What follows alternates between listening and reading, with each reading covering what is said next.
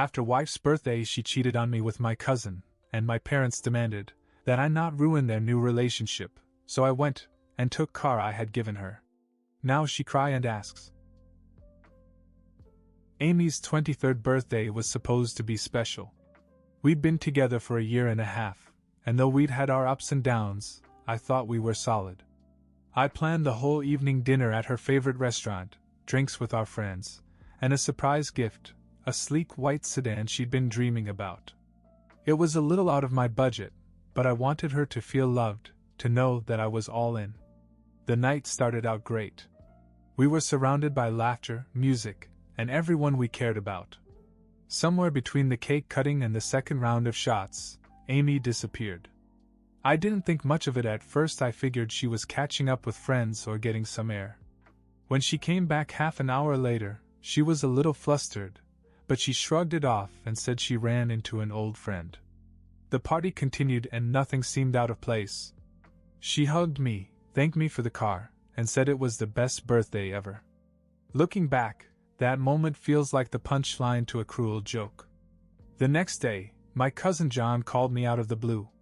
We weren't particularly close. He was one of those family members you only really see at weddings or holidays.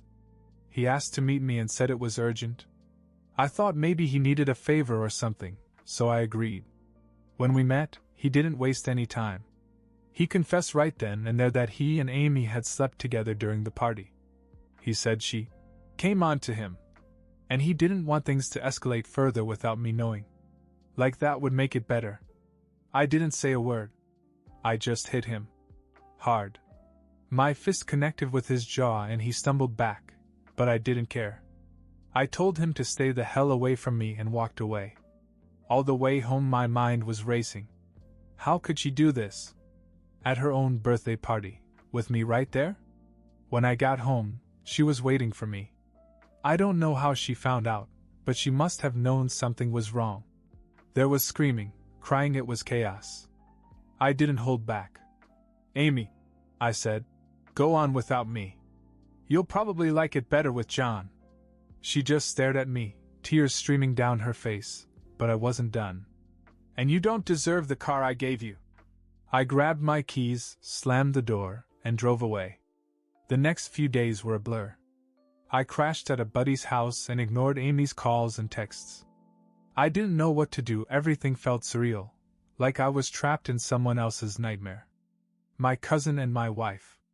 I couldn't wrap my head around it. Then my parents called. They wanted me to come over for dinner to talk things out. I wasn't in the mood for family drama, but they insisted it was important. I figured they'd be on my side, telling me I did the right thing by leaving. Maybe I'd feel less alone in all this. I was wrong. As soon as I walked into their house, the air felt different. My mom and dad were sitting at the dining room table, looking unusually serious. I thought they'd start with sympathy, maybe some words of comfort, but instead my dad said, "We need to talk about Amy and John." I froze. My stomach dropped. My mom chimed in. "Look, honey, what happened isn't your fault. But it's not their fault either. These things happen." I couldn't believe what I was hearing. Not her fault? I said. She cheated on me with John. At her birthday party.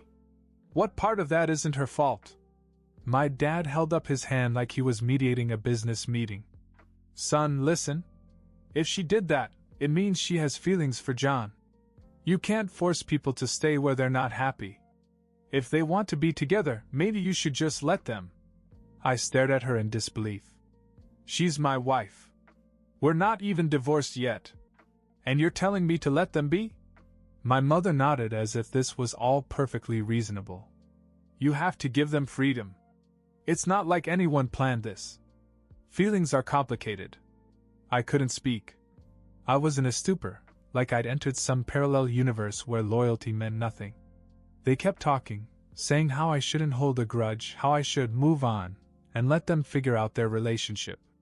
Finally, I stood up and said, "If that's how you feel, then I have nothing more to say." I walked out before they could stop me. That night, Amy called again. Her voice was trembling, almost desperate. "If it's really over, can you at least leave me the car?" I needed to get to work. I couldn't believe her audacity. "You're joking, right?" I said and hung up. The next morning, I went to her house, grabbed the spare key, and brought the car back. When she came out, she was crying and begging me to reconsider. But I didn't care. If she wanted to play house with John, she could do it without the car I worked my ass off to pay for. After I took the car, things escalated quickly. Word spread through the family faster than I could blink. Suddenly everyone had an opinion. My aunt called me, furious, claiming I was being vindictive for taking the car back. My cousin, her precious son, was apparently in love, and I should let them be happy. I didn't respond. I didn't owe her or anyone else an explanation. My phone buzzed with calls and messages for days. Half were from relatives who thought I was overreacting, and the other half were from Amy. She wasn't just asking for the car anymore, she wanted to talk. She said she'd made a mistake, that she'd do anything to make things right. But I wasn't interested in her excuses. She'd made her choice. I remained silent until I received a message from my Uncle John's father. It was just a single line. "We need to talk. Meet me at the diner." Curiosity got the better of me. I wanted to hear what excuse he'd come up with to defend his son. When I got there, he was already sitting in a booth, sipping coffee. "Look," he began. "I know you're angry. You have every right to be. But John is young. He makes stupid choices. He regrets them, you know." I leaned back in my seat and let him speak. "But you taking the car back? That's low, man," he said. "Amy's stuck now. She's got no one to help her." I laughed, couldn't help it. "She's got John. He can help her. Isn't that what this is about?" He looked uncomfortable, like I'd hit a nerve. That's when I realized something. "Wait a minute. You're here because John can help her, right? What, he doesn't have a job or something?" He didn't answer, but his silence told me enough. That was all the confirmation I needed. John had always been a failure. A smooth talker, sure, but no follow-through. He hopped from one dead-end job to the next, and now he was supposed to be Amy's knight in shining armor? I almost felt sorry for her. Almost. As I left the diner, I decided I was done entertaining anyone's pleas or guilt trips. They wanted me to make their lives easier while I was the one left picking up the pieces. But then, a week later, I found out something that made me see red all over again. Amy had moved in with John. They rented a small apartment in the next town over, and the kicker? She hadn't even filed for divorce yet. Finding out that Amy and John were living together before we were even divorced hit me like a second betrayal. It wasn't just the cheating anymore, it was the audacity. She hadn't even had the decency to break things off properly before moving in with my cousin. At first I thought about confronting her again, but what would that change? Instead, I decided to focus on getting my own life back on track. I met with a lawyer to start the divorce process, even though I knew it would be messy. As much as I wanted to cut ties, I still felt I needed closure. A week later, I received a call from my younger sister, Emma. She's the one person in the family who's always had my back, and she sounded angry. "You're not going to believe this," she said. Apparently, Amy and John had been making the rounds with a sob story about how I had ruined their fresh start by taking the car. According to them, I'd overreacted and was now punishing them financially. My parents had even offered to loan them money to help them through their difficult situation. "You've got to be kidding me," I said. Emma wasn't done. "It gets worse. John's been telling people that you're delaying the divorce just to mess with Amy. He's acting like he's some hero who swooped in to save her." I couldn't believe what I was hearing. Save her from what? A faithful husband who bought her a car. "Exactly," Emma said. "They're twisting the whole thing, and the worst part is that some of the family is actually buying it." I hung up and tried to calm down, but my blood was boiling. They cheated, lied, and humiliated me, and now they were playing victim? I wasn't going to let them control the narrative. The next day, I showed up unannounced at my parents' house. My father opened the door, surprised to see me. "What's going on?" he asked. "I need to set the record straight," I said, walking past him into the living room. My mom was there too, sitting with a cup of tea as if nothing was wrong. "I know you talked to Amy and John," I said, getting right to the point. "And I know you're helping them out financially. But let me remind you of something: they betrayed me. Not the other way around." My mother started to say something, but I held up my hand. "No, you need to hear this. Amy and I are still married. She cheated on me with my cousin. And now she's playing the victim because I took back the car I paid for? Are you really okay with that?" My dad sighed. "Son, we're not taking sides, Dash. By supporting her, you already have," I interrupted. "And you're enabling their behavior."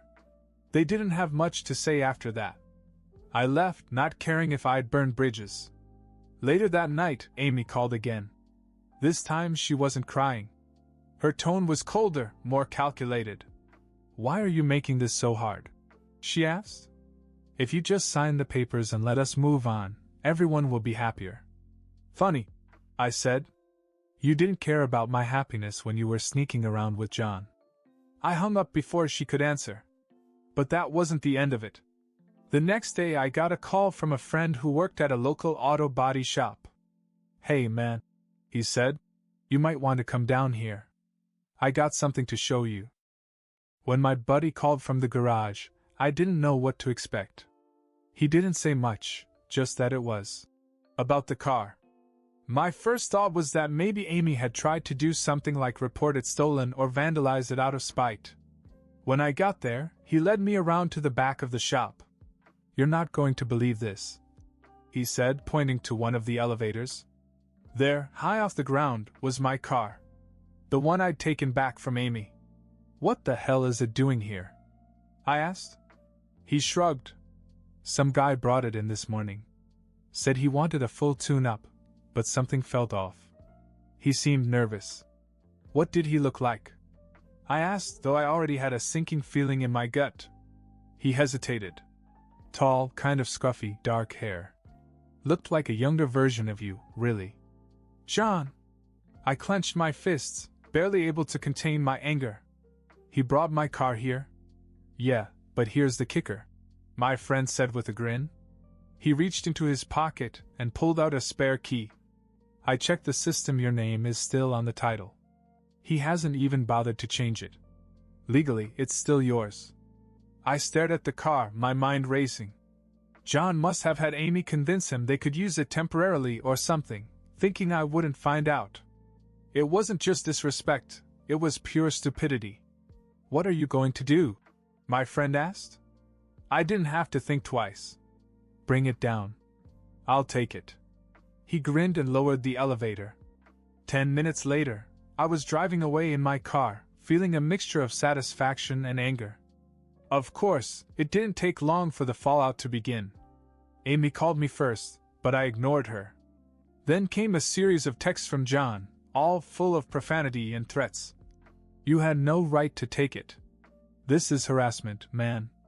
I'm calling the cops." I laughed when I read the last one. Called the cops? On me? Over a car that was still legally mine? I blocked his number and went home. That night, Emma came over with a bottle of whiskey and an update. "You've really stirred things up now," she said. "Let me guess, Mom and Dad are pissed?" She nodded. "They say you're being petty again. But honestly, I think it's hilarious. John's losing his mind, and Amy's calling everyone, trying to figure out what to do."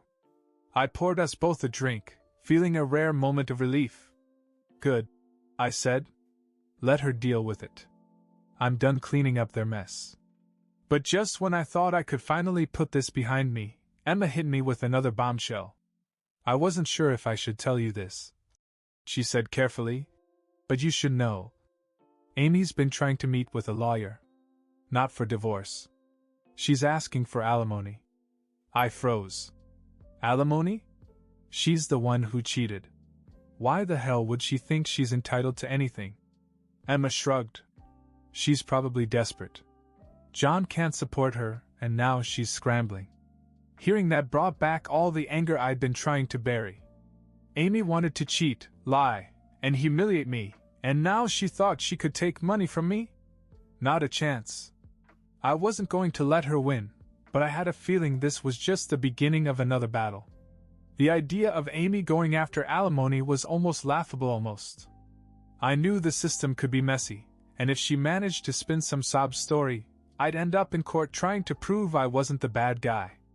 It wasn't a fight I wanted, but if she was going to push, I was going to push back harder. The next morning I called my lawyer to tell him what Emma had found out. He didn't seem surprised. "It's not unusual," he said. "But don't worry. If you can prove the infidelity, it's unlikely she'll get a dime." "Prove?" I asked, frustrated. "Isn't the fact that she lives with John enough?" "Not quite," he said. "It's a strong indicator, but courts like hard evidence, texts, photos, witnesses. Anything that leaves no room for interpretation." Fortunately, I had plenty of people who knew the truth. Emma, my friend from the garage, even some mutual friends who had been at the party and pieced together what had happened. Still, the thought of dragging this through the legal system made my stomach turn. Then, as if the universe wanted to pile on, I got another call from Amy. Against my better judgment, I answered it. "You're being so unfair," she began. I didn't want it to end like this. I kept my voice calm, even though every word she said made me want to scream. "Unfair? You cheated on me with my cousin. What part of that is fair?" "I made a mistake," she said, her tone changing to something more manipulative. "But we had something real, and I don't understand why you're trying to ruin my life now. Can't you just let me move on?" "Move on?" I laughed bitterly. "You're living with John and trying to get child support from me. How is that moving on?" There was a pause, then she said something I'll never forget. "I wouldn't have to do this if you hadn't taken the car. You left me no choice." I hung up without saying another word. The next day, my lawyer called again with an update. "I looked into it," he said. "She hasn't officially filed for alimony yet, but she's definitely talking to lawyers. My advice? Get ahead of this. File for divorce now and include a no alimony clause. That way you control the narrative." It sounded like a sound plan. I went in the next day and signed the papers to start the process. It was cathartic, like taking the first real step toward freedom. But things didn't stay quiet for long. 2 days later, Emma called me, her voice full of urgency.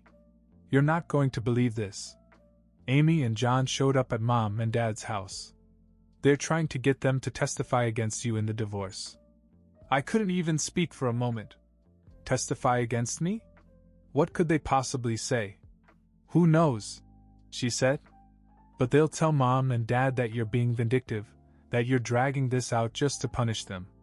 Hearing that flipped a switch in me. It wasn't enough for Amy to cheat and humiliate me, now she was trying to drag my parents into this mess and turn them against me? That night, I went to my parents' house unannounced. When I walked in, I didn't bother with pleasantries. "Are you seriously thinking about helping Amy and John?" My mother looked uncomfortable, but my father spoke first. "We're just trying to keep the peace. This is getting out of hand, and if testifying helps everyone move on." "Move on?" I cut him off. "You think siding with my cheating wife and my cousin is the way to move on? Do you have any idea what that does to me?" They didn't answer, but their silence said enough. "That's it," I said, turning to leave. "If you want to support them, don't expect to hear from me again." As I walked out, I realized that I wasn't just divorcing Amy. I was also divorcing part of my family. Here's a rewritten version with less detail. After I left my parents' house, I stopped trying to reason with anyone. If my family wanted to side with Amy and John, they could have it. I focused on finalizing the divorce and moving on, but they weren't making it easy. One day Emma texted me to check Facebook. I opened it and found pictures of Amy and John together, smiling and cozy in their new apartment. The caption read, "Sometimes love finds you when you least expect it." The comments were even worse, people congratulating them, acting like their relationship was a fairy tale. I felt a mixture of anger and disgust, but I remained silent. Then my attorney called with more bad news. Amy's lawyer had filed for temporary spousal support. They claimed I was leaving her in financial limbo and deliberately dragging out the divorce. I was furious, but my lawyer assured me that we had a strong case. With evidence of the affair and the fact that she was living with John, we fought back hard. But before the court could even rule, something unexpected happened. Emma called me and said that John had been arrested for shoplifting. Apparently, he tried to steal some cell phones to sell for cash. This was the final nail in the coffin for Amy's claims. The court denied her request for spousal support, and the divorce was finalized shortly thereafter. Not long after that, Amy called me one last time.